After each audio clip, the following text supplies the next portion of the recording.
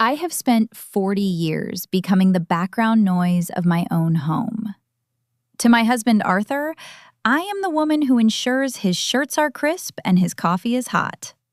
To my adult children, Julian and Maya, I am a safety net they've forgotten exists, a ghost who haunts the kitchen and occasionally signs their birthday cards. They see a woman who failed at a small consulting business decades ago and retreated into the safety of domesticity. They see weakness. They see a vacuum where a person should be. They have no idea that while they were mocking my simple life, I was building an empire from the shadows. If you've ever felt invisible in your own life, or if you've ever wondered what happens when the person everyone underestimates finally stops playing along, please subscribe and like this video. Your support helps these stories reach those who need to hear them. Leave a comment saying, "I need to know what happened," and let's begin. How long can a person live a lie before the truth becomes the only thing left to breathe? The morning light in our kitchen is unforgiving. It catches the dust motes dancing over the breakfast bar and highlights the fine web of wrinkles around my eyes that I no longer bother to hide with expensive creams. I stood by the stove, the weight of the cast iron skillet familiar and grounding, as I flipped a pancake for my son, Julian. He didn't look up from his phone. At 34, Julian still carried the posture of a teenager who expected the world to hand him a trophy just for showing up.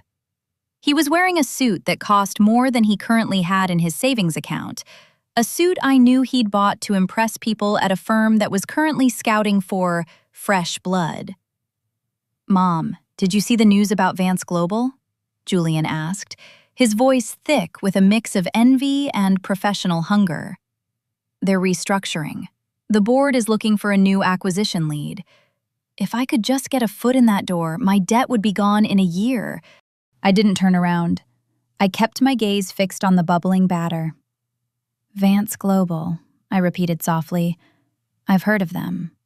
"Heard of them?" Arthur, my husband, let out a short, dry laugh from the head of the table. He was snapping open the morning paper, a habit he refused to break even in the digital age. "Elena, they're the largest logistics firm on the Eastern Seaboard. But Julian, don't get your hopes up. They don't hire people from mid-tier firms like yours unless you have a connection. And as we all know, your mother isn't exactly a bridge to the elite." I felt the familiar sting, but it was dull now, like a bruise that had been pressed so many times it had gone numb. I plated the pancake and set it in front of Julian. He didn't thank me. He just shifted his plate to make room for his tablet. "It's just frustrating," Julian muttered, pouring syrup with a heavy hand. "I'm working my tail off while the chairman of Vance lives like a god. Nobody even knows who it is. They call the CEO the ghost. Imagine having that much power and just staying in the dark." I wiped my hands on my apron, a floral thing Maya had given me 10 years ago as a joke. "Maybe they like the quiet, Julian. Maybe they like seeing people for who they really are when they think no one important is watching." Arthur peered over his reading glasses, his expression one of mild, patronizing pity. "That's a very homemaker way of looking at it, Elena. In the real world, power is meant to be flexed. If you had any ambition left in you, you'd remember that from your little failed startup in the 90s. The little failed startup was a boutique logistics firm I had started when the kids were toddlers. Arthur had called it a hobby, until it started making more money than his senior management role. Then, he had called it neglectful. When a larger firm offered to buy me out for a sum that would have changed our lives, Arthur had convinced me to retire and focus on the family, claiming he would handle the investments. He didn't know that I had only sold 49%. He didn't know that I had spent the last 25 years using the remaining capital to quietly buy back shares, fold other companies into a holding group, and build the very empire Julian was currently drooling over. To the world, The chairman was a series of offshore trusts and a hand-picked CEO named Marcus who took my calls at 2 a.m. To my family, I was the woman who forgot to buy the good kind of orange juice last Tuesday. "I have to go to the library today," I said, my voice steady. "I'll be out until dinner." "The library?" Maya, my daughter, walked into the kitchen, yawning. She was 28 and lived in a renovated loft downtown that I secretly paid the HOA fees for through an anonymous grant program. "Mom, just get a Kindle. You're so stuck in the past." "I like the atmosphere there," I replied. "It's peaceful." "Peaceful is just another word for boring," Maya said, grabbing a piece of toast from Julian's plate. "By the way, Dad, are we still on for the country club dinner tonight? I need to network. Sarah is coming too." Sarah was Julian's wife, a woman who treated me like a particularly slow waitress. "Of course," Arthur said, his chest swelling slightly. "A big night. I'm officially announcing my retirement date to the board. It's time we start enjoying the fruits of my labor." He didn't ask if I wanted to go. He didn't mention my name in the context of the fruits. I was simply the person who would make sure his tuxedo was lint-free before he left. I walked out of the kitchen, leaving them to their plans. I went upstairs to our bedroom, a room that felt more like a museum of Arthur's achievements than a shared space. In the back of my closet, behind a row of sensible cardigans and pleated skirts, was a small, biometric wall safe. I placed my thumb on the scanner. It clicked open. Inside wasn't jewelry or cash. It was a slim, high-end laptop and a burner phone that encrypted every signal. I sat on the edge of the bed and powered it up. My inbox was a sea of high-stakes decisions. Subject: acquisition of Port Authority assets. Final approval required. Subject: Q3 projections. Vance Global. Subject: Marcus needs a word regarding the Julian Vance application. I stared at the last one. Marcus, my CEO, was thorough. He knew Julian was my son, though Julian had no idea Marcus worked for me. I clicked the email. "Elena, your son submitted his CV for the lead position. Honestly, he's underqualified and has a history of entitlement issues at his current firm. But he's family. Do you want me to bury it or bring him in for a lesson?" I looked at the closed door of the bedroom. I could hear them downstairs, the clatter of silverware, the sound of Arthur complaining about the property taxes, the way they laughed together, a 3-person unit that I was merely orbiting. For years, I had told myself I was doing this for them, that the wealth I was accumulating would be their legacy. But as I sat there, a ghost in my own house, I realized they didn't want a mother. They wanted a servant who occasionally provided a backdrop for their egos. I typed a short reply to Marcus. "Schedule the interview for tomorrow morning. I'll be watching via the feed. Don't hold back. I need to see if there's anything worth saving." I closed the laptop and tucked it back into the safe. When I went back downstairs, Arthur was standing by the door, checking his watch. "Elena, the dry cleaner called. My blue suit isn't ready. You were supposed to pick it up yesterday." "I was busy, Arthur." He stopped, his hand on the doorknob, and looked at me with genuine confusion, as if the furniture had just started speaking back. "Busy? Doing what? You don't have a job, Elena. You haven't had one in decades." I looked him straight in the eye, my face a mask of perfect, tired serenity. "You're right. I'm just a woman who goes to the library." I watched him leave, the door clicking shut with a finality that felt like a starting pistol. I had spent 20 years absorbing their contempt, letting it settle in my bones like lead. But today, for the first time, I felt light. I walked to the kitchen and saw the mess they'd left behind. Syrup on the counter, crumbs on the floor, Julian's dirty plate. Usually, I would clean it immediately. Today, I left it. I had a board meeting to attend via video link at 10 a.m., and the chairman didn't like to be kept waiting. The sewing room was a small, drafty box at the end of the upstairs hallway, a space Arthur had deemed too cramped for a home office and too dark for a guest room. It was perfect. To my family, it was where I went to mend their loose buttons and hem the trousers they were too busy to take to a professional. To me, it was the bridge of my ship. I sat in my ergonomic chair, tucked away behind a sewing machine I hadn't touched in 3 years, and opened my laptop. The screen glowed with the stark blue light of the Vance Global Executive Portal. "Good morning, Chairman," Marcus's voice crackled through my encrypted headset. His face appeared on the screen, sharp and professional, in a high-rise office in Manhattan that I owned through 3 layers of holding companies. "The board is ready for the Q3 overview, and I've received the directive regarding Julian Vance. The interview is set for 9 a.m. tomorrow." "Thank you, Marcus," I said, my voice dropping into the low, resonant tone I used for business, a voice Arthur had never heard. "And the acquisition of the Holloway Group? Did they bite?" "They're hesitating. They think we're a faceless conglomerate. They're asking for a meeting with the principal owner." Marcus paused, his eyes searching mine through the camera. "Elena, you can't stay in the shadows forever. If we want Holloway, they need to see the architect." I looked at a framed photo on my desk, a picture of Julian and Maya as children, laughing on a beach.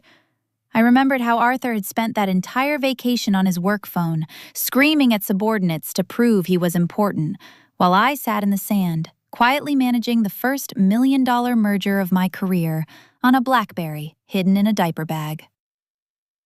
"Not yet," I whispered. "There are things I need to finish at home first." The meeting lasted 2 hours. We discussed global supply chains, the fluctuating price of fuel, and the silent takeover of a competitor in Savannah.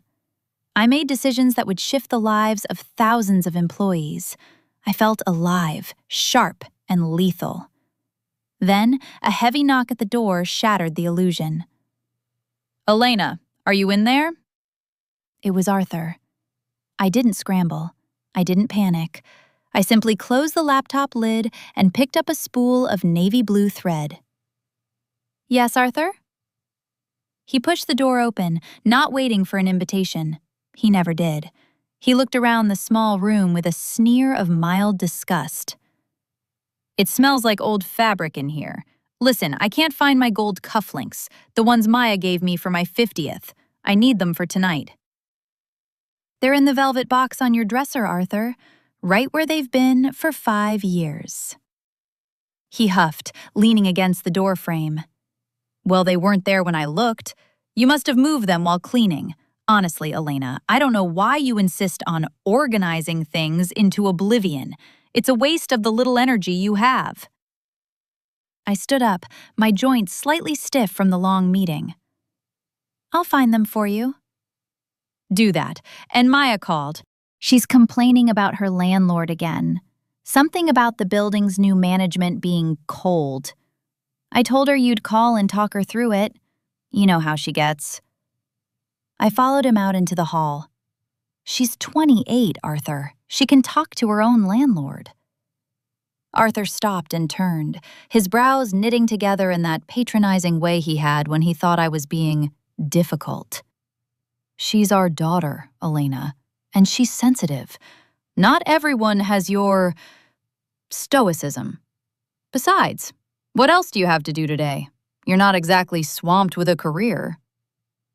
He didn't wait for a response. He headed toward the master bedroom, already shouting about his missing socks. I went to the kitchen and called Maya. She picked up on the 5th ring, the sound of a busy coffee shop in the background. "Hey, Mom. Did Dad tell you? My landlord is being a total jerk. They're refusing to waive the late fee for the HOA, even though I told them my freelance check was delayed. Can't you call the management office and, I don't know, mother them into being nice? You're good at that." I looked at the marble countertop. I knew the management office. I owned the management office. I had instructed them 6 months ago to stop giving grace periods to the tenants of that building because the building was losing money on administrative overhead. I had done it as a business decision, forgetting for a moment that my own daughter lived there. "Maya," I said, my voice carefully neutral, "maybe you should try paying on time. It's part of being an adult." There was a long, icy silence on the other end. "Wow," Maya said finally, her voice dripping with hurt. "That's rich coming from you. You haven't had to worry about a check in your life because Dad handles everything. You sit in that house all day while he kills himself for us, and you can't even help me with one phone call? You've really changed, Mom. You're becoming, I don't know, cold." "I'm not cold, Maya. I'm just tired of being the buffer between you and the world." "Whatever. I'll just ask Dad for the money. He actually cares about my stress levels." She hung up. I put the phone down and leaned against the sink. The money she would ask Arthur for would come from their joint account, an account that I quietly topped up every month from a private trust because Arthur's senior management salary couldn't actually support the lifestyle he insisted on maintaining.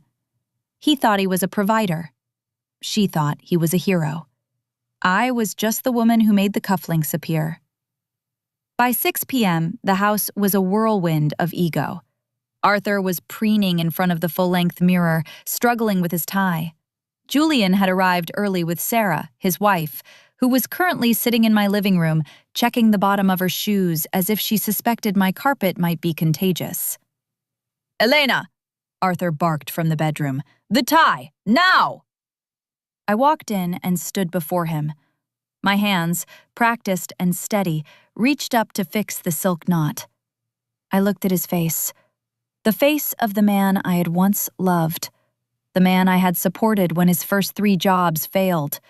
The man who had asked me to step back from my business so he could feel like a man.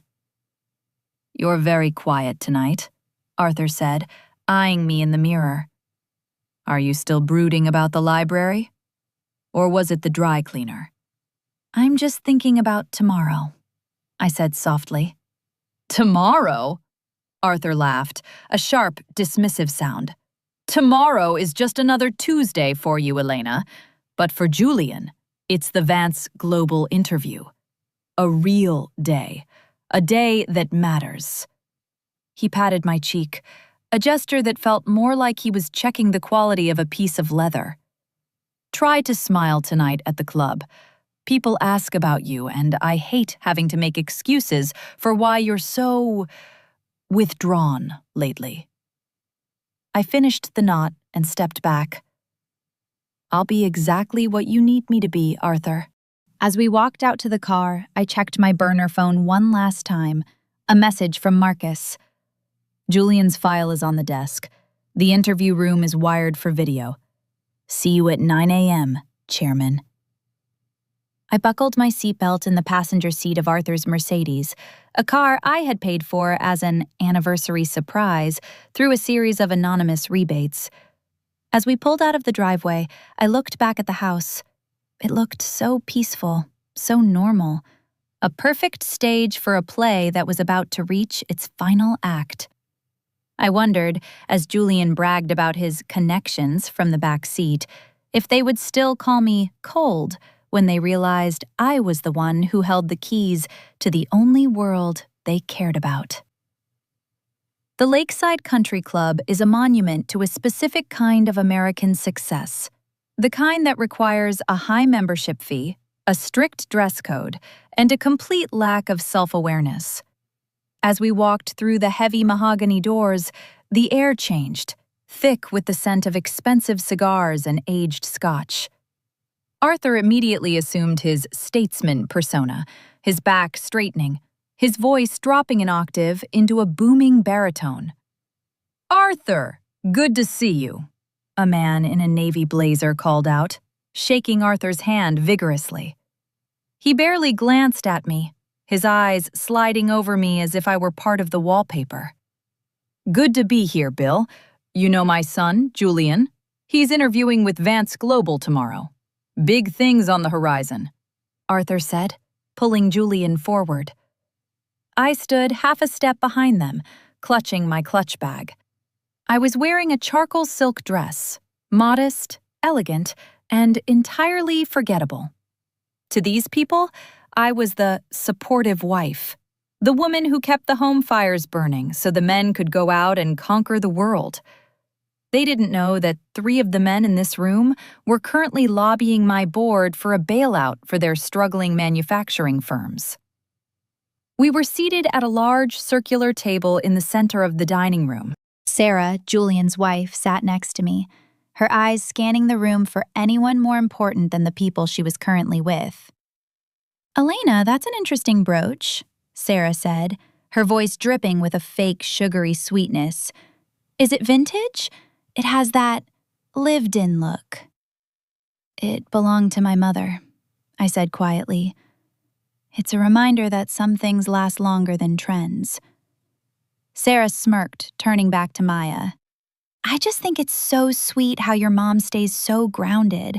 I'd be bored to tears if I didn't have my gallery openings in the foundation, but Elena seems so content with the simple things." "Mom's the queen of the simple things," Maya chimed in, sipping her martini. "She spent 4 hours at the library today. Can you imagine? 4 hours. I'd lose my mind." The table erupted into light laughter. It wasn't cruel, not exactly. It was worse. It was the laughter of people who found my existence quaint. I looked at Arthur, expecting him to perhaps mention my intellect or the way I had managed our family's complexities for decades. Instead, he just raised his glass. "To a quiet life," he said, winking at the table. "Someone has to keep the seat warm while the rest of us are out there making moves." The waiter arrived, and as the meal progressed, the conversation turned entirely to Arthur's retirement and Julian's inevitable ascent at Vance Global. "I've done my research," Julian said, leaning forward, his eyes bright with a dangerous kind of ambition. "The chairman of Vance is old school. They value discretion. I'm going to walk into that room tomorrow and show them that I'm the legacy they've been looking for. Dad, once I'm in, we can finally look at that property in the Hamptons you wanted." Arthur beamed. "That's my boy. You see, this is what it's all about. Building something that lasts, providing for the family." "And what about Mom?" Maya asked, though she wasn't looking at me. "When Dad retires, are you guys finally going to travel? Or are you just going to move your sewing room to a bigger house?" "Your mother is happy where she is," Arthur said, his voice firm, ending the topic. "She doesn't need much, just her books and her routines. Right, Elena?" I looked at him across the rim of my wine glass. I saw the man I had sacrificed my early career for. I saw the man who, when my own father died and left me a small inheritance, had managed it into a series of bad real estate deals that I had secretly liquidated and turned into a fortune he couldn't even fathom. He thought he was the provider because I let him believe it. I let him take the credit for the lifestyle I was quietly subsidizing. "I have everything I need, Arthur," I said. It was the truth, but not in the way he understood it. Midway through the main course, my phone buzzed in my bag. I excused myself, ignoring the collective sigh of relief from the table as the bore departed. I walked toward the quiet hallway near the restrooms and pulled out the burner phone. It was a text from Marcus. "The Holloway Group just blinked. They're agreeing to the terms, but they want the chairman's signature on the physical contract by noon tomorrow. Shall I push back?" I looked at my reflection in the gilded mirror of the hallway. The woman staring back looked tired, yes, but her eyes were cold and sharp. "No," I typed back. I'll sign it. Have the documents ready in the private observation suite.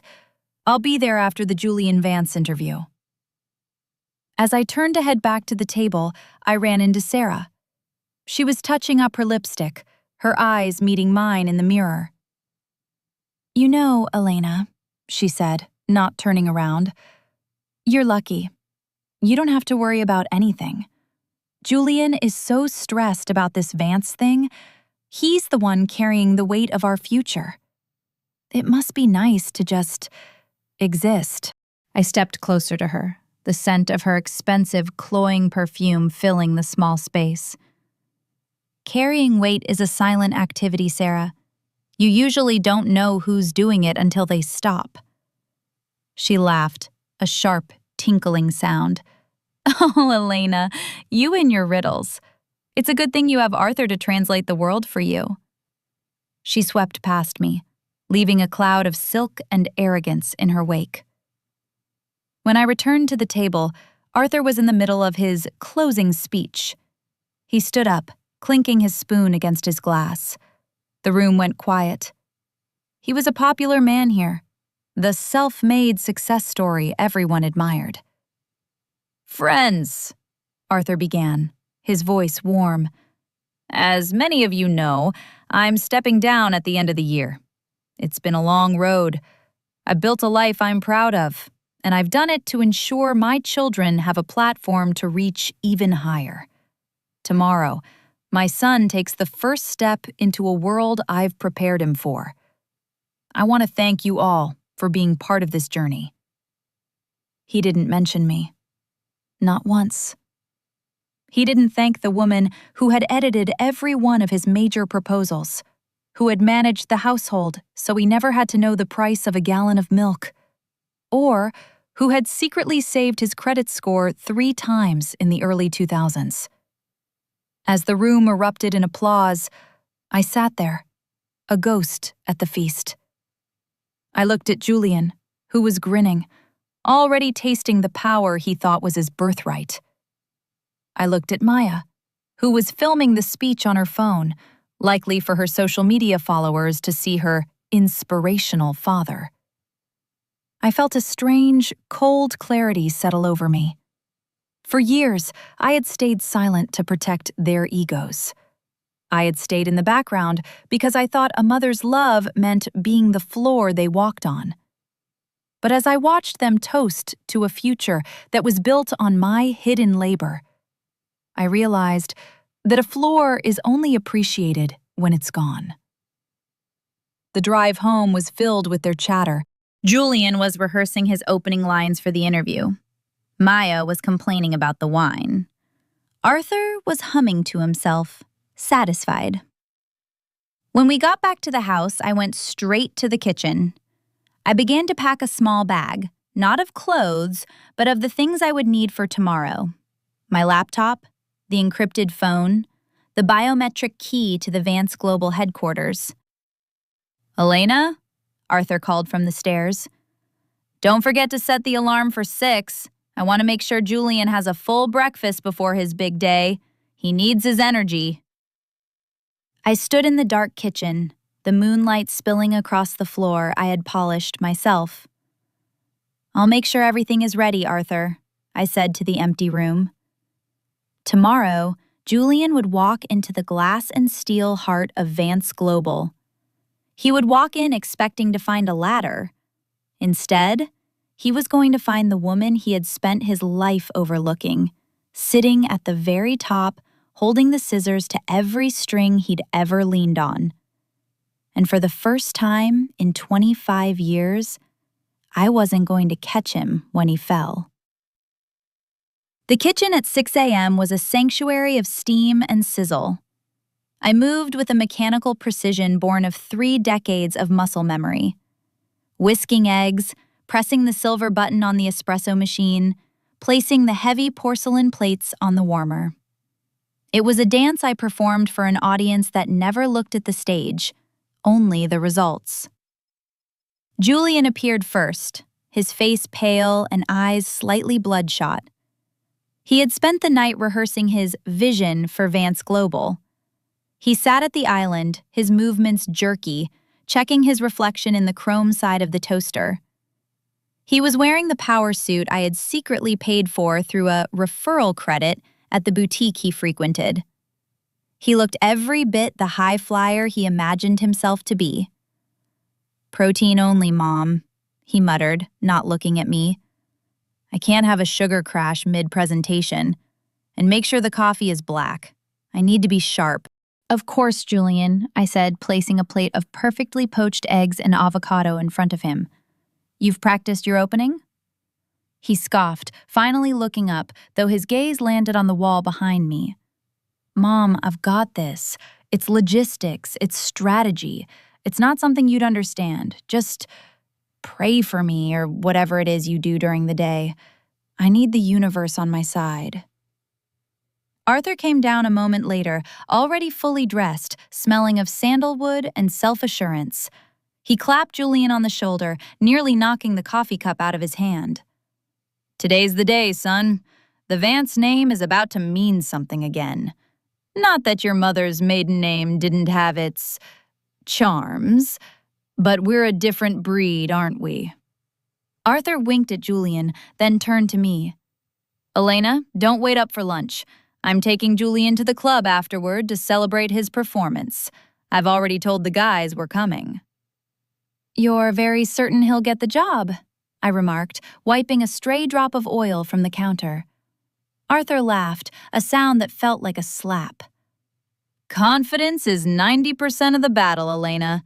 Something you always lacked in business. You were too quiet, too focused on the details instead of the kill. Julian has my fire. He'll walk into that boardroom and they'll see a leader." I watched them eat. I watched the way they occupied the space, their voices rising, their plans expanding to fill the room until there was no air left for anyone else. They talked about the cars they'd buy, the boards they'd sit on, the way they would finally be properly respected in the city. Not once did they ask me about my day. Not once did they notice that I hadn't prepared a plate for myself. As they stood to leave, Julian grabbed his leather portfolio. "Mom, if Maya calls, tell her I'll call her back after I'm officially the new acquisition lead. I don't want her drama distracting me." "I'll tell her," I said. Arthur paused at the door, his hand on the handle. "Oh, and Elena? Try to do something about the garden today. The hydrangeas are looking a bit pathetic. It's embarrassing for the neighbors to see the house looking so neglected." Then they were gone. The roar of Arthur's SUV faded down the driveway, leaving the house in a silence so profound it felt heavy. I stood in the center of the kitchen for exactly 60 seconds. I looked at the dirty plates, the spilled coffee grounds, and the crumpled napkin Julian had dropped on the floor. For 25 years, my next move would have been to clean, to erase the evidence of their existence so the house could be perfect for their return. Instead, I walked away. I went upstairs to the guest room, the one I had claimed as my own in spirit years ago. I showered, the hot water washing away the smell of bacon and domesticity. I dressed with a deliberate, slow intent. I chose a tailored navy suit from a hidden garment bag, a silk blouse the color of a winter sky, and the Patek Philippe watch Marcus had given me for the company's 10th anniversary. I looked in the mirror. The invisible wife was gone. In her place stood the woman who had navigated the 2008 crash without losing a single employee. The woman who had outmaneuvered 3 hostile takeovers, and the woman who currently held the debt of half the men at Arthur's country club. I didn't leave through the front door. I went through the garage, getting into the modest 5-year-old sedan I kept for my library trips. I drove toward the city, the skyline shimmering in the morning haze. Vance Global Headquarters was a monolith of glass and steel that dominated the financial district. I pulled into the underground parking garage, but instead of the visitor lot, I swiped a black keycard at the private executive gate. The gate hummed open. I took the private elevator directly to the penthouse. When the doors slid open, Marcus was waiting, his expression a mix of relief and professional intensity. "You're late, Chairman," he said, though there was a twinkle in his eye. "I had to make breakfast," I replied, handing him my coat. "Is he here?" "He's in the waiting lounge on the 42nd floor. He's been there for 20 minutes. He's pacing. He told the receptionist that he's a personal friend of the family, though he didn't specify which one." "He thinks he's an heir apparent, Marcus. He doesn't realize he's an applicant." I walked into my office. It was a room they would never see, minimalist, overlooking the harbor, filled with the scent of expensive leather and old books. On the wall was a monitor displaying the feed from interview room B. I sat in my high-backed chair and leaned forward. On the screen, I saw Julian. He was sitting at a mahogany table, tapping his pen rhythmically against his chin. He looked arrogant, yet there was a tremor in his hand that he couldn't quite mask. "He's first on the docket," Marcus said, standing by the door. "The panel consists of Sarah Jenkins from HR, David Lowery from Finance, and me. We're using the standard high-pressure protocol you designed. Do you want me to go easy on him because of the family connection?" I looked at my son on the screen. I thought about the way he had looked through me this morning. I thought about Arthur's comment about my failed career. "No," I said, my voice cold and clear. "I want you to treat him like a stranger who is trying to take my money, because that's exactly what he is." Marcus nodded and turned to leave. "And Marcus?" I called out. "Yes, Elena?" "Make sure the camera is zoomed in. I want to see the exact moment he realizes the world doesn't belong to him just because he showed up." I watched as Marcus entered the room on the screen. Julian stood up, a wide, practiced smile on his face, extending a hand as if he were greeting an old friend. He looked so confident, so sure. I leaned back in my chair, the silence of the penthouse a sharp contrast to the chaotic kitchen I had left behind. The game was finally beginning, and for the first time in his life, Julian was playing on a field where I held the whistle. I reached out and pressed the button to start the audio. "Let's see what you've learned, Julian," I whispered to the empty room. On the high-definition monitor, Julian looked smaller than he did at the breakfast table. The mahogany walls of the conference room seemed to press in on him, stripping away the bravado he wore like a cheap cologne. Marcus sat opposite him, flanked by two of my most clinical directors. They didn't smile. They didn't offer the familiar, easy camaraderie Julian was used to at his father's country club. "Mr. Vance," Marcus began, his voice a smooth, dangerous silk. "You've spoken at length about your vision for our acquisition strategy. But looking at your track record at your current firm, you've overseen 3 major accounts that lost over 15% in year-over-year revenue. Can you explain the discrepancy between your vision and your results?" Julian blinked. He shifted in his seat, the leather creaking. "Well, Marcus, if I can call you Marcus, those losses were due to market volatility and a lack of support from the back office. It was a leadership issue above me. I was hampered by old-school thinking." I watched my son lean forward, trying to use that Vance charm Arthur was so proud of. "At Vance Global," Julian continued, "I'd finally have the resources to execute. My father always says that a lion shouldn't be judged by the cage he's kept in." Marcus didn't blink. "Your father doesn't work here, Julian. And here, we judge the lion by the kill. You're asking for a position that controls a $300 million budget. Based on these numbers, you're not a lion. You're a liability." The color drained from Julian's face. For a moment, he looked like the 8-year-old boy who had broken a neighbor's window and tried to blame the wind. I felt a pang in my chest, a ghost of the mother who used to scoop him up and tell him everything would be okay. But I stayed my hand. I stayed silent.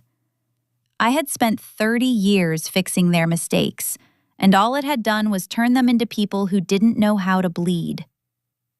"I think there's been a misunderstanding," Julian stammered, his voice rising in pitch. "I was told this firm was looking for someone with deep roots in the community. My family—" "Your family is irrelevant to the bottom line," Marcus interrupted. "Thank you for your time, Mr. Vance. We'll be in touch." The interview ended in less than 20 minutes. Julian stood up, his movements stiff, his power suit suddenly looking 2 sizes too big. He walked out of the room without looking back, and as the door clicked shut, Marcus looked directly into the camera. He didn't say a word. He didn't have to. I turned off the monitor. The silence in my office felt heavy, like a shroud. I sat there for a long time, watching the tugboats in the harbor. I had built this world to protect them, to give them a future. But in doing so, I had become the very thing they despised: a ghost. I had made life so easy for them that they had lost the ability to be grateful, or even competent. I left the office an hour later, through the private exit. I stopped at a small, unassuming deli 3 blocks away and bought a single turkey sandwich. I ate it in my car, parked by the water, watching people rush to and from their lives. No one looked at me. I was just a middle-aged woman in a sedan. It was the most honest I had felt all day. When I returned home at 4 p.m., the house was a hive of nervous energy. Arthur's SUV was in the driveway, and Julian's car was parked haphazardly on the lawn. I walked into the kitchen. The mess from breakfast was still there. The egg yolk had dried into a hard yellow crust on Julian's plate. The smell of stale coffee hung in the air. "Elena, where the hell have you been?" Arthur shouted from the living room. He appeared in the doorway, his face flushed. "Julian's been home for 2 hours. He's a wreck. He says the interview was a setup. Some hack named Marcus tried to humiliate him." I set my purse on the counter, right next to the dirty dishes. "I was at the library, Arthur. I told you." "The library," Julian spat, walking in behind his father. He looked disheveled, his tie pulled loose, his eyes red. "I'm going through the worst day of my professional life, and you're off reading mystery novels? Do you even care? Do you have any idea what they did to me in there?" I looked at my son. "What did they do, Julian?" "They treated me like a nobody," he yelled, slamming his hand on the island. "They acted like my name didn't matter. They asked me questions about logistics and data as if I were some entry-level clerk. I'm a Vance. That office should have been mine the moment I walked in." "Maybe you weren't prepared," I said softly. The room went deathly quiet. Arthur stepped toward me, his shadow falling over the counter. "What did you just say?" I said, maybe he wasn't prepared. Vance Global is a top-tier firm. They don't hire names. They hire talent. "You don't know what you're talking about," Arthur hissed. "You've been out of the game so long, your brain has turned to mush. Julian is a talent. He's my son. This is a personal insult to me. I'm going to call some people. I'm going to find out who this Marcus guy thinks he is." "I wouldn't do that, Arthur," I said, turning to the sink. I finally picked up a sponge. "And why not?" "Because you might not like what you find," I replied, my back to him. "Maybe you should just focus on your retirement party. Leave the business to the people who are still in it. You're being incredibly cold, Elena, Julian said, his voice trembling with a mix of rage and self-pity. I came home looking for support, and you're acting like you're glad I failed. I stopped scrubbing. I looked at the soapy water. I wasn't glad he failed. I was grieving the man I thought I was raising. I was realizing that my silence hadn't been a gift. It had been a lie that allowed them to rot from the inside out. I'm not glad, Julian, I said, finally turning to face him. But I'm not going to lie to you anymore. The world doesn't owe you a chair at the table. You have to build the table yourself. Is that what you did? Maya asked, walking into the room. She had clearly been listening from the stairs. You didn't build anything, Mom. You married Dad. You live in his house. You spend his money. Who are you to give Julian a lecture on building anything? The words cut, but they didn't draw blood. They were just vibrations in the air. You're right, Maya, I said, a small, tired smile touching my lips. I'm just the woman who lives in this house. I'll get started on dinner. I assume you're all staying? They looked at each other, a collective wall of resentment. I can't eat, Julian muttered. I'm going to Sarah's. I need to be around people who actually believe in me. I'm going with him, Maya said. Dad, are you coming?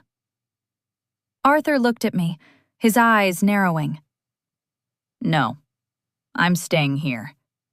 Your mother and I need to have a talk about her attitude lately. Go on, kids. I'll handle this. As they left, the front door slamming with a resonant thud, Arthur turned to me. He looked at the dirty kitchen, then at me. I don't know what's gotten into you, Elena, but this ends now. You will apologize to Julian tomorrow. You will support this family, or so help me, I will make sure you realize just how invisible you can actually become. I rinsed the last plate and set it in the rack. I didn't look at him.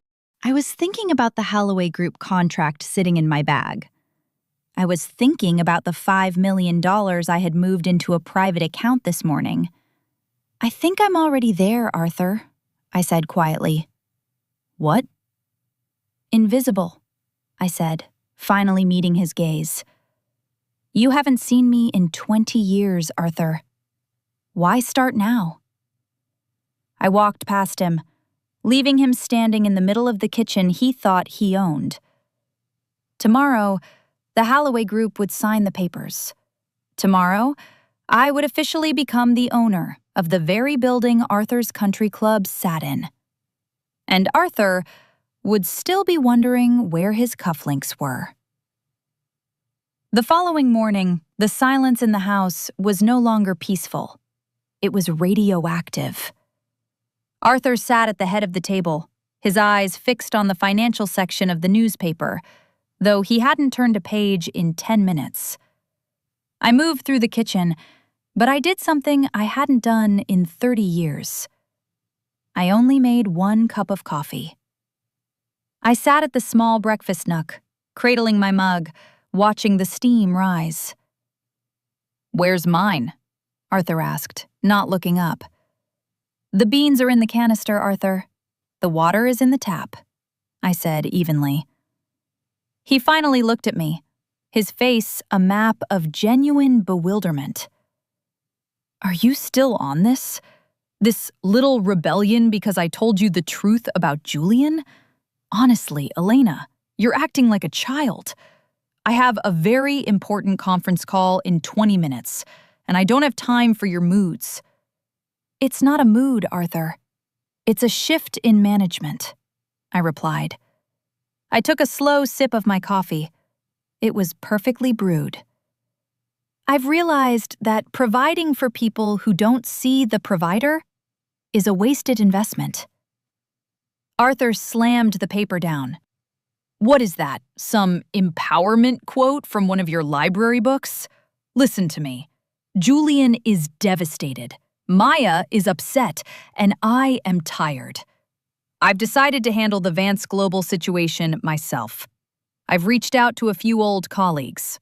It turns out, I might have a direct line to the CEO, Marcus. I'm going to invite him to my retirement gala next month. I felt a cold thrill run down my spine. You're going to invite the CEO of Vance Global to your party? Exactly, Arthur said, his chest puffing out. Once he sees the kind of family Julian comes from, once he sees my influence and the respect I command in this city, he'll realize that humiliating my son was a tactical error. He'll be begging to bring Julian on as a senior partner just to stay in my good graces. The delusion was so complete, so armor-plated, that for a moment, I almost pitied him. He truly believed the world functioned on the fumes of his faded reputation. He had no idea that Marcus didn't even know Arthur's name until I put it on a do-not-hire list for the company's internal security.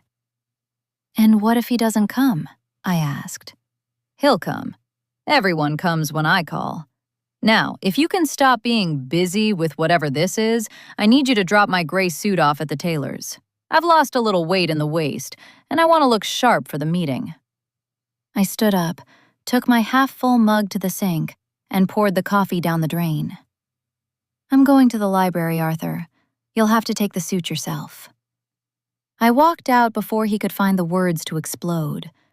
An hour later, I was in the back of a black sedan, the tinted windows shielding me from the world as I was driven to the Holloway Group's corporate headquarters.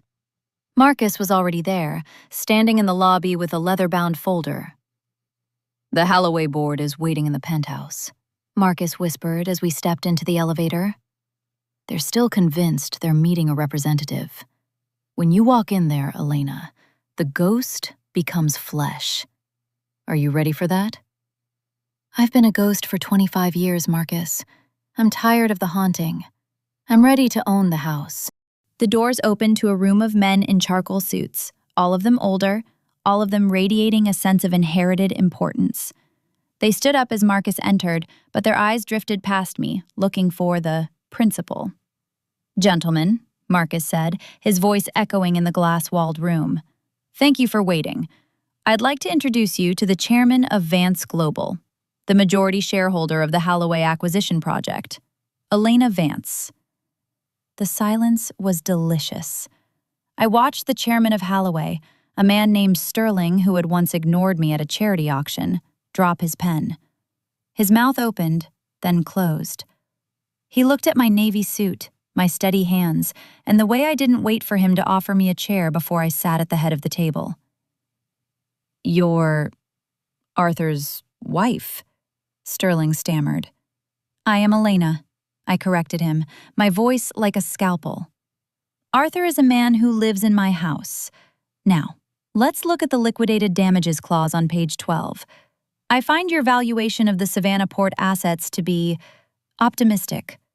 We're going to adjust that, or I'm going to walk out of this room and buy your debt from the holding bank by 4 p.m.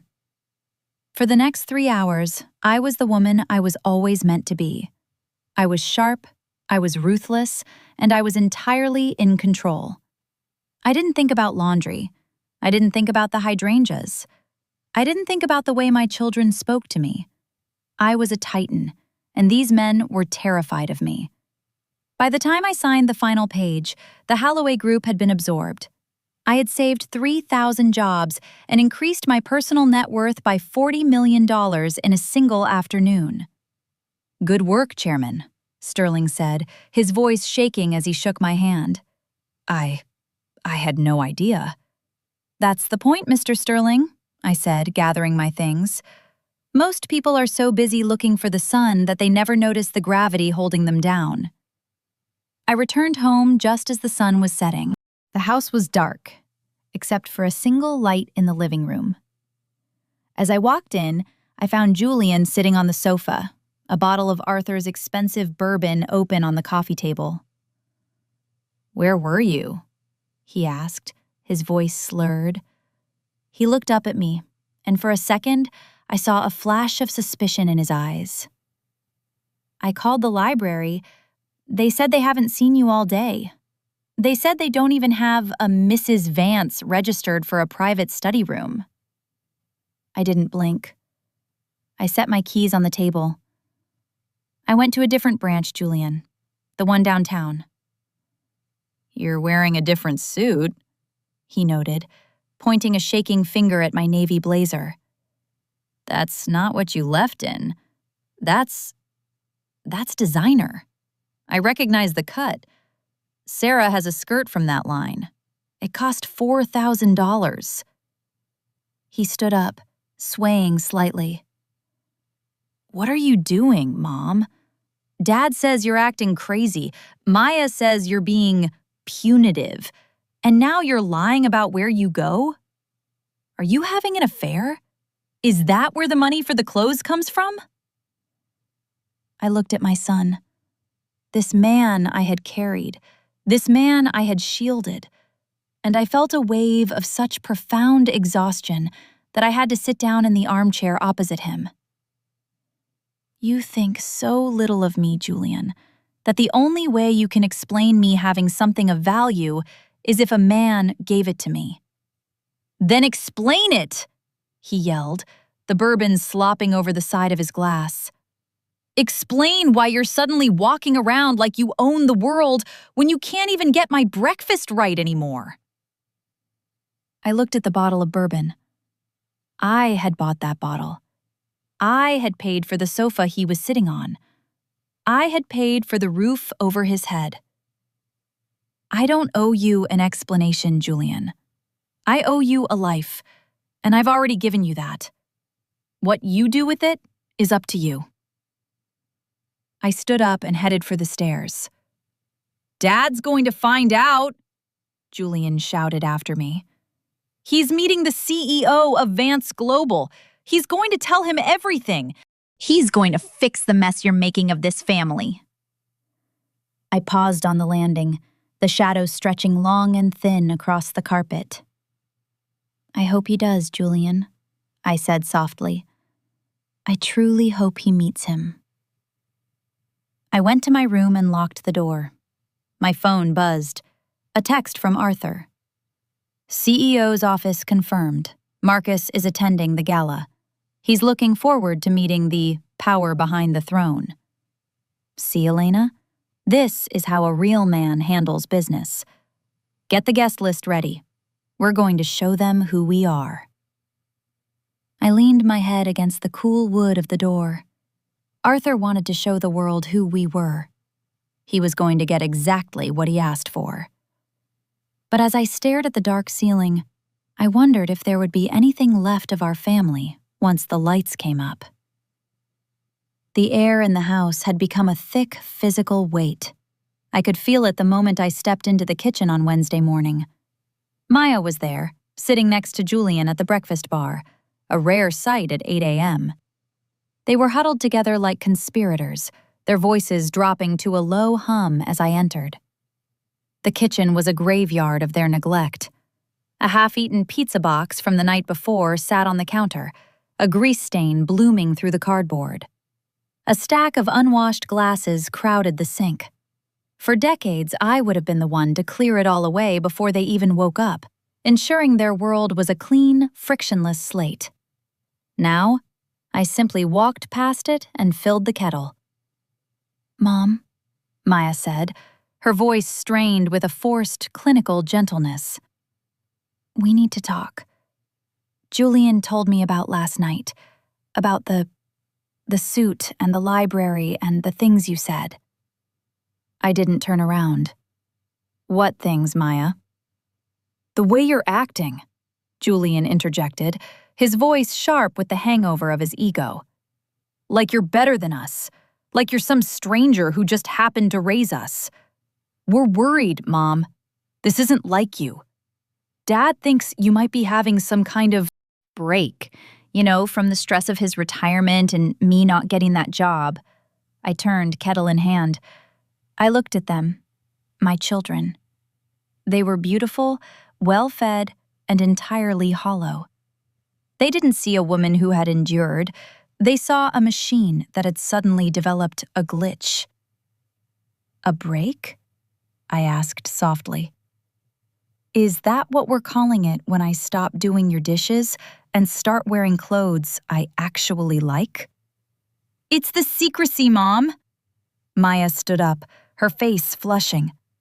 "You're lying about where you go. You're spending money we didn't know you had. Do you have any idea how much Dad does for you? He's upstairs right now, stressing over the guest list for his gala, trying to save Julian's career, and you're just drifting." "I'm not drifting, Maya. I'm arriving. You just don't like the destination." I took my tea and walked toward Arthur's study, a room filled with leather-bound books he never read and trophies from golf tournaments he barely won. I pushed the door open. Arthur was surrounded by piles of cardstock and envelopes. He looked up, his face tight. "Elena, thank God. Maya and Julian are useless with the seating chart. I need you to organize these by tier. The A-list executives need to be grouped near the podium, and I need you to call the florist. They're suggesting lilies, but I want white roses. It's more authoritative."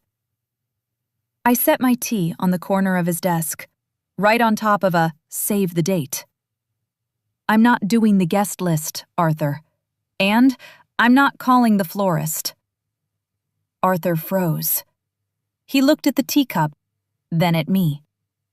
The silence was so brittle, it felt like it might shatter and cut us both. "What did you say?" "I'm a guest at this gala, Arthur, not the event coordinator. If you want white roses, you have the number for the florist in your contact list. Or you can ask Julian. He's looking for a job, isn't he? This would be good experience in management." Arthur stood up slowly. He was a tall man, and he used his height like a weapon, leaning over the desk to loom over me. "I have worked 40 years to earn this night. This is my legacy. I am inviting the elite of this city to see me off, including the CEO of the most powerful firm in this state. And you are going to help me make sure it is perfect, or so help me, Elena, I will cut off your access to the household accounts. Let's see how many designer suits you can buy at the library then." I looked at him, and for the first time, I didn't feel the need to look away. I didn't feel the familiar flutter of anxiety in my chest. "The household accounts," I whispered. "Is that what you think keeps me here, Arthur? A few $1,000s a month for groceries and dry cleaning?" "It's more than you ever earned on your own," he roared. "You were a failure, Elena. I saved you from that little warehouse office you were so proud of. I gave you this house. I gave you these children. I gave you a name that people actually respect. And if you think you can just stop being the wife I paid for, you've got another thing coming." The word paid hung in the air like a foul odor. I realized then that in Arthur's mind, I wasn't a partner. I was an acquisition. I was a long-term asset that had finally started to depreciate. "I understand," I said, my voice eerily calm. "You've made your position very clear." I walked out of the room, ignoring Julian and Maya who were hovering in the hallway, their faces a mixture of triumph and fear. I went upstairs, closed my door, and dialed Marcus. "Chairman?" Marcus answered on the first ring. "Marcus, the retirement gala for Arthur Vance. I want you to accept the invitation." "I already have, Elena. You told me to." "Good, but there's a change in the program. I want you to arrange for a formal announcement during the dinner, a Vance Global Lifetime Achievement Award." Marcus paused. "For Arthur?" "No," I said, looking at my reflection in the darkened window. "For the person who actually built the company, I want a video package prepared. The early years in the warehouse, the first acquisition, the Halloway signing. I want the world to see the ghost in high definition. Elena, this will destroy him in front of everyone he knows. He told me today that he paid for me, Marcus. He told me he saved me from my own failure. He spent 25 years convincing me that I am nothing without his light. It's time he learns that the only reason he's been visible at all is because I was standing behind him, holding the lamp. Understood, Marcus said, his voice dropping into a respectful tone. I'll have the media team start on the montage immediately. We'll use the secure archives. What about the children? I thought of Julian's sneer and Maya's clinical worry. Invite them to the head table, I said. I want them to have the best seats in the house for the lesson. I hung up and sat in the dark. The house was noisy below me, Arthur shouting for a file, the kids arguing about the mess in the kitchen, the sounds of a family that functioned only because of the labor they refused to acknowledge. I looked at the biometric safe in the closet. Inside was the truth. Outside was the play. For a few more weeks, I would play the role of the invisible wife. I would let them plan their party. I would let Arthur brag to his friends. I would even help him find his cufflinks. Because the higher he climbed on his ladder of lies, the more beautiful the fall would be. As I laid down to sleep, I realized I wasn't angry anymore. I was just finished. The emotional bank was empty. The debt had been called in, and Arthur Vance was about to find out that he was bankrupt in every way that mattered. The deterioration of a home doesn't happen all at once. It's a slow, cumulative rot that starts in the corners. By Friday, the kitchen sink was a jagged mountain of porcelain and dried sauce. The laundry room was overflowing with Arthur's gym clothes and Julian's work shirts, the sour smell of damp cotton beginning to drift into the hallway. I watched it all with the detached curiosity of a scientist observing a colony of ants whose queen had stopped providing. I spent my mornings in the sewing room, which now stayed locked. I wasn't mending. I was reviewing the final merger documents for the Savannah acquisition and authorizing a series of internal audits that would, eventually, look very closely at the firms Arthur had consulted for over the last decade. Elena! This is ridiculous! Arthur's voice boomed from the bottom of the stairs. I didn't answer immediately. I finished typing a directive to Marcus regarding the gala's security detail, then stood up and walked to the door. I opened it just as Arthur reached the landing, his face a mottled shade of purple. There are no clean towels, he hissed, gesturing toward the master bathroom. And I went to the pantry for my protein bars. The shelf is empty. What have you been doing all day? I saw you leave at 10 and come back at 3. The house is falling apart. I told you, Arthur. I'm occupied. If you need towels, the washing machine is in the basement. It's the large white box with the buttons. You've seen me use it for 30 years. Surely the logic isn't beyond a man of your statesman's stature. Arthur's eyes bulged. He took a step toward me, but I didn't flinch.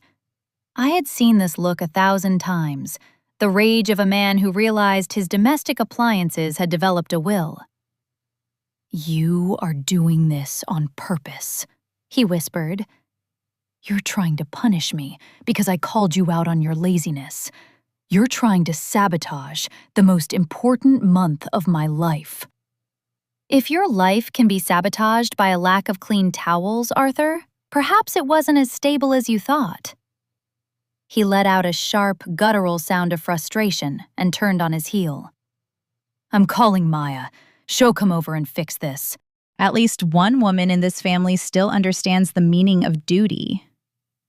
Maya did come over, but not to help.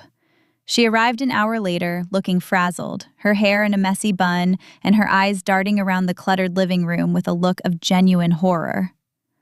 Mom, seriously? Maya said, stepping over a discarded newspaper. Dad called me at work. He was nearly in tears. He said you've stopped everything. I had to leave my shift early just to see if you'd had a stroke or something." "I'm fine, Maya. I'm actually feeling quite sharp. Would you like some tea? You'll have to wash a cup, though." Maya sat on the edge of the sofa, looking at me as if I were a stranger. "What is this? Is this some kind of midlife crisis? Are you trying to get back at us for being busy? We have lives, Mom. Julian is depressed because of that Vance Global thing. I'm trying to make Junior partner at the gallery, and Dad is retiring. We need you to be the one person who isn't falling apart." I leaned against the door frame, crossing my arms. And what do I get in return for being the one person who doesn't fall apart? Besides the privilege of washing your father's socks and listening to Julian complain about how the world is unfair to him? Maya blinked, her mouth hanging open slightly. "You get a family. You get us. We love you, Mom, but you're making it really hard to even want to come over here right now." "Then don't," I said. The silence that followed was heavy. Maya's expression shifted from annoyance to a cold, calculating hurt. "Fine, if that's how you want to play it. But don't expect Dad to keep paying for that library membership or your little shopping trips. He's already talking about moving your allowance into a separate savings account for the gala." "A family isn't a transaction, Maya," I said, though I knew the irony was lost on her. "But if you want to treat it like one, make sure you can afford the bill when it finally comes due." She left in a huff, the front door slamming with a violence that vibrated through my teeth. Later that evening, Julian stopped by. He didn't mention the mess. He didn't mention the towels. He looked hollowed out, his eyes sunken. He followed me into the kitchen as I was pouring a glass of water. "Mom," he said, his voice unusually quiet. "Dad told me what you said. About the table. About building it myself." "Did it resonate?" I asked. "It made me angry," he admitted. "But then I got a call today. Not from Vance Global, from a headhunter. They said they heard I was available and that I had a high-level recommendation from an anonymous source. They offered me an interview for a mid-level management role at a logistics firm in Chicago." I paused, the water overflowing the glass for a split second. I hadn't authorized any recommendations. Marcus wouldn't have done it without my word. "Chicago?" I asked. "That's a long way from home." "Yeah, and the pay is half what I was asking for at Vance. But the headhunter said it was a growth position. Dad told me to turn it down. He said it was an insult to the Vance name. He told me to wait until he talks to Marcus at the gala." Julian looked at me, a flicker of something. Was it desperation? Or a final spark of common sense shimmering in his eyes? "What do you think, Mom? Should I wait for Dad's miracle? Or should I go to Chicago?" I looked at my son. This was the moment. I could tell him the truth. I could tell him that the miracle at the gala was going to be a train wreck. I could tell him that I was the anonymous source, because I wasn't. I realized then that someone else was moving pieces on the board. Perhaps Marcus was playing his own game to see if Julian could be salvaged. "Julian," I said, stepping closer to him. I reached out and touched his cheek, a rare moment of physical affection that made him flinch slightly. "Your father's world is built on shadows and mirrors. If you stay in it, you'll spend your whole life trying to grab something that isn't there. If you want to be a man, go to Chicago. Go where no one knows your name. Go where you have to earn the coffee you drink." Julian pulled away, his face hardening. "Dad was right. You've turned against us. You want me to leave so you don't have to deal with me anymore. You want me to take a nothing job in a city where I have no connections just so you can feel superior in your little library. I want you to be real, Julian. Right now, you're just a ghost haunting your father's ego." "I'm staying," Julian spat. "I'm going to that gala. And when Marcus shakes my hand and offers me that lead position because of who my father is, I'm going to make sure you're the first person I fire from this family." He walked out, leaving me alone in the kitchen. The curiosity hook wasn't Julian's anger or Arthur's towels. It was the realization that Marcus had initiated a move I hadn't ordered.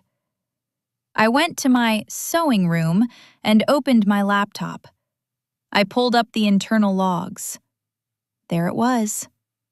An outgoing call from Marcus's office to a premier recruitment firm. But it wasn't Marcus's digital signature. It was an override code I hadn't seen used in years. A code belonging to the original founder's estate, the one I had inherited from my father. Someone was inside the system. Someone who knew exactly who I was and was testing my children before I could. I leaned back, the blue light of the screen reflecting in my eyes. I wasn't the only ghost in this machine. And for the first time, I felt a cold, sharp prickle of genuine fear. Not of Arthur, not of the gala, but of the possibility that the empire I had built to protect myself was no longer entirely under my control.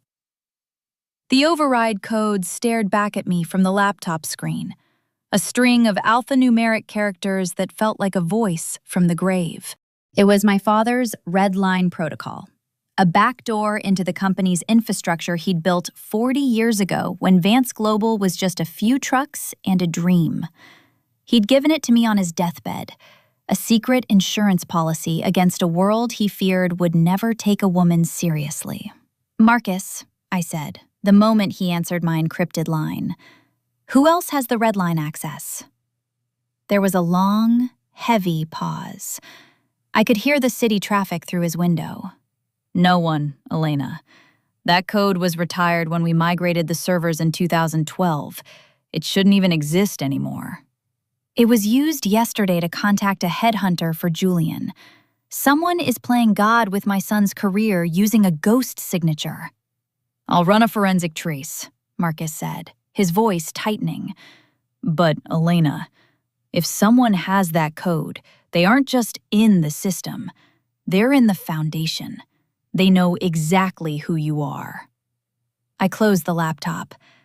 The thought should have terrified me, but instead, it felt like a cold clarification. I had spent years hiding in the shadows, but shadows are where other things live, too. I walked out of the sewing room and was immediately met with the smell of scorched fabric. I hurried down the hall to the laundry room. Arthur was standing there, the steam iron in his hand, looking down at one of his silk shirts with a look of helpless rage. A charred, triangular hole was burned right through the chest. "It's ruined," he whispered, then looked up at me as if I had personally guided his hand. "This was the shirt I was going to wear for the pre-gala brunch with the board. Why didn't you tell me the setting was on high?" "I haven't used that iron in 3 days, Arthur. You're the one who turned it on." He threw the iron onto the board, the metal clattering loudly. "I shouldn't have to turn it on. I shouldn't be in here at all. I have meetings, Elena. I have a legacy to finalize. I am a man of substance, and I am standing in a basement smelling like burnt laundry because you've decided to go on some kind of domestic strike." He stepped closer, his face inches from mine. I could see the broken capillaries in his cheeks, the physical manifestation of a lifetime of entitlement. "I've been patient. I've let you have your little moment. But the gala is in 10 days. The RSVP list is a mess. The caterer is asking for a final deposit that I can't seem to authorize from the joint account, and Julian is refusing to speak to anyone. Fix it. Now." the joint account is low because you spent $30,000 on a vintage watch last month to look the part of a retired chairman, Arthur. The money didn't vanish. You wore it." Arthur's hand twitched, a reflexive movement he quickly suppressed. "That watch was an investment, a symbol of my success. A success that, I might remind you, allows you to stand there and talk back to me.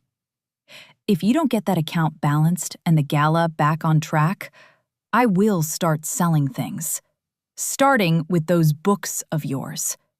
And maybe that little room you lock yourself in." I looked at the burnt shirt. It was a perfect metaphor for his life. Expensive, fragile, and ruined by his own hand the moment he was forced to actually handle it. "I'll take care of the account," I said, my voice empty of emotion. "I'll make sure the gala is fully funded." "Good," he huffed, straightening his vest. "Finally, some common sense. See that it's done by morning." He brushed past me, leaving me in the humid, sour-smelling laundry room. I didn't tell him that the funding would be coming from a corporate account he had no legal claim to.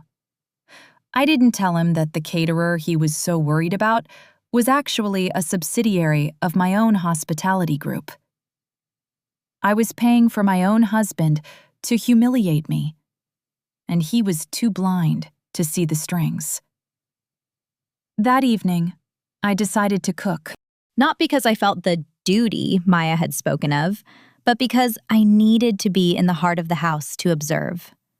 I made a simple roast chicken, the kind of meal that usually signaled a perfect family evening.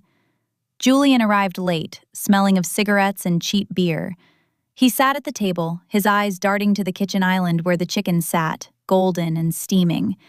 He looked hungry, not just for food, but for the stability he was too proud to admit he missed. "Dad said you're helping with the gala again," Julian said, picking at a loose thread on his sleeve. "I guess you finally realized how much you have to lose." I carved the meat in silence. "I realized that some events need to happen, Julian, for the sake of the truth." "Whatever," he muttered. "Just make sure Marcus is at the head table. I've been doing some digging. It turns out he doesn't have a wife or children. He's a total workaholic. If I can get him one-on-one, I know I can flip him. He just needs to see that I'm the same kind of animal he is." I placed a plate in front of him. "And what kind of animal is that, Julian?" "The kind that wins," he said, stabbing a piece of chicken. "The kind that doesn't let feelings or details get in the way of the big picture." I sat across from him, my own plate empty. "You know, when you were 6, you found a bird with a broken wing in the backyard. You sat with it for 4 hours crying until I helped you bury it. You had a heart then, Julian. What happened to it?" Julian froze, the fork halfway to his mouth. For a split second, the mask slipped. I saw the little boy who was afraid of the dark, the boy who used to hold my hand in the grocery store. Then, as quickly as it appeared, it was gone, replaced by the jagged defensive armor of Arthur's making. "That kid was a loser, Mom. He didn't know how the world worked. Dad taught me that if you're the one crying over the bird, you're the one getting eaten." "And what if you're the one who broke the wing?" I asked. Julian didn't answer. He just ate, fast and aggressive, avoiding my eyes. The dependency was becoming a physical thing in the room. They couldn't even enjoy a meal without it being a transaction of power.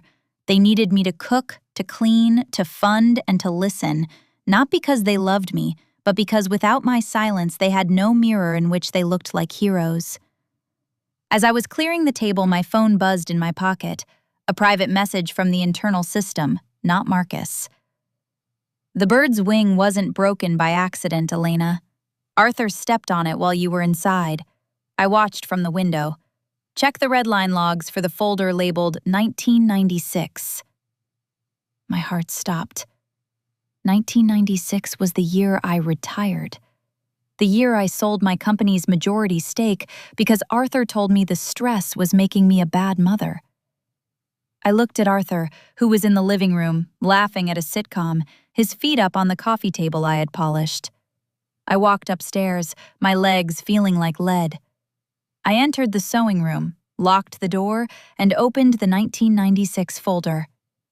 It wasn't business documents. It was a series of recorded phone calls. Arthur's voice, younger but just as arrogant, talking to my father. "She's cracking, Henry. Elena can't handle the Savannah merger. She's neglecting the kids. If you don't convince her to sell to me, she's going to lose everything. Just tell her it's what's best for the family. She'll believe you. She always believes you." The room tilted. My father, the man who gave me the red line code, had been part of the lie. He hadn't just given me an insurance policy, he had given me a confession. The ghost wasn't a stranger. The ghost was someone who had been waiting 25 years for me to finally look at the evidence. I stared at the screen, the blue light reflecting in the tears I refused to let fall. The gala wasn't just going to be a retirement party anymore. It was going to be an exorcism. The night of the gala arrived with the cold, sterile precision of a scheduled surgery. The grand ballroom of the plaza was a sea of black ties and silk gowns, the air shimmering with the hollow laughter of people who only valued what they could leverage. Arthur was in his element. He stood near the entrance, his chest puffed out, wearing the vintage watch like a badge of office. He had regained his swagger, convinced that Marcus's presence was a tribute to his own greatness. "Stay close, Elena," Arthur whispered, his hand gripping my elbow with a possessive tightness. "Smile. Don't speak unless someone asks you a direct question about the house. I want you to look like the woman behind the man, not the woman who can't find her way out of a library." I looked at him, truly looked at him. I saw the fear behind his eyes, the desperate need to be the center of a world that was already forgetting him. "I'll be exactly what you deserve tonight, Arthur." Julian and Maya stood nearby. Julian was sweating through his tuxedo, his eyes scanning the crowd for Marcus. Maya was busy taking photos of the centerpiece, her mind already on the social media engagement her father's retirement would bring her. They were vultures, waiting for a feast I had spent 25 years preparing. The dinner was a blur of expensive steak and empty toasts. Finally, the house lights dimmed and a spotlight found the podium.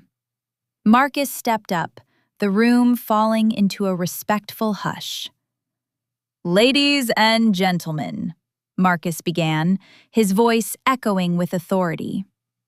"We are here to celebrate a legacy. But tonight, it's time to move past the shadows.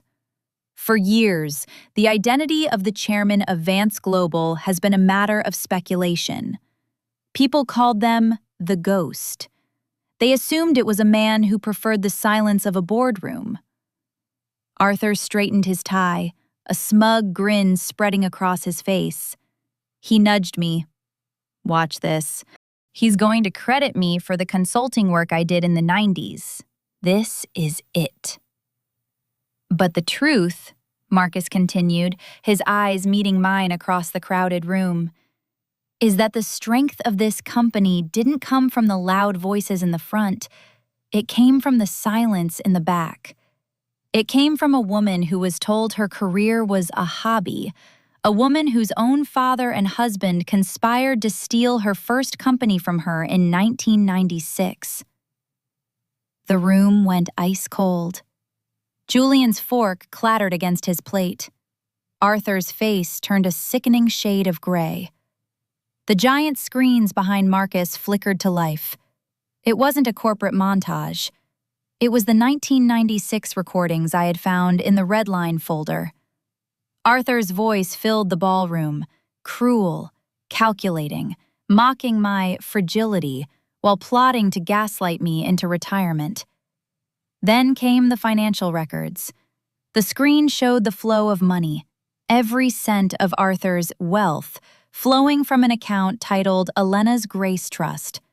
It showed the deed to our house, the country club membership, and the very suits on Julian's back, all owned by a holding company called Matriarch Holdings. "The chairman of Vance Global is not a ghost," Marcus said, his voice ringing like a bell. "She is the woman you've called a failure for 25 years. Please join me in welcoming the architect of our future, Elena Vance." The silence was absolute. I stood up. I didn't look at the audience. I looked at Arthur. He was trembling, his mouth opening and closing like a fish out of water. "Elena, what is this? This is a joke. You're destroying me." "No, Arthur," I said, my voice low and steady, carrying through the microphone I knew was active at our table. "I'm just stopping the subsidy. The invisible woman is leaving the room, and she's taking the walls with her." I turned to Julian, who was staring at me with a mixture of horror and realization. "You wanted to know why I told you to go to Chicago, Julian? Because as of 9 p.m. tonight, your trust fund has been dissolved. You are finally the self-made man you've always pretended to be." I looked at Maya. "The HOA fees for your loft? The gallery's anonymous donor? They're gone, Maya. I'm sure your father's statesman reputation will cover the rent." I walked toward the stage, the crowd parting for me like the Red Sea. As I reached the podium, I turned back to the head table. Security guards, my guards, were already moving in to escort Arthur, Julian, and Maya toward the exit. They weren't being arrested. They were being evicted from a life they hadn't earned. But there was one more thing. The ghost in the system. Marcus leaned in as I took the mic. "She's waiting in the wings, Elena." A woman stepped out from behind the curtain. She was older, her hair a shock of silver, her eyes as sharp as mine. It was my mother. The woman Arthur told me had died in a sanitarium when I was 30. The woman, he said, had lost her mind to the stress of business. "Hello, Elena," she whispered. "I told you the red line code would bring you back to me when you were ready to see." The twist wasn't just my wealth. It was that my mother hadn't died. She had been hidden away by Arthur and my father to keep her from reclaiming the shares they'd stolen. She had been the one using the red line code from a private care facility I had unknowingly been funding for years under a charity line item. She had been the one testing my children, hoping one of them would show a spark of the soul Arthur had spent a lifetime crushing. I didn't give a speech. I didn't need to. I simply looked at the room, the elite, the powerful, the cruel, and I saw them for what they were. Mobs drawn to a light I had finally decided to turn off. 2 hours later, I stood in the foyer of our house. It was dark. Arthur's clothes were packed in 2 modest suitcases by the door. He was sitting on the stairs, his head in his hands. Julian and Maya were gone, likely to Sarah's or a cheap motel, their credit cards already deactivated. "You can't do this," Arthur whispered. 30 years, Elena. You're my wife." "I was your silence, Arthur, and I've run out of breath." I handed him a single envelope. It wasn't a divorce settlement. It was a lease agreement for a small 1-bedroom apartment in the industrial district, the same district where my first warehouse had been. "You always said you were a lion," I said, my voice echoing in the empty hall. "Go find your cage." I watched him walk out the door, the man who thought he owned the world, carrying nothing but a suit he couldn't afford to dry clean. I walked through the house, turning off the lights one by one. I reached the sewing room and sat in the ergonomic chair. I opened my laptop. A new email was waiting from Marcus. Subject: What's next? I looked at the photograph on the desk, the one of Julian and Maya as children. I took the frame and turned it face down. I typed back 3 words: the quiet part. I closed the laptop. The house was finally, truly silent. And for the first time in my life, the silence didn't feel like a weight. It felt like a foundation.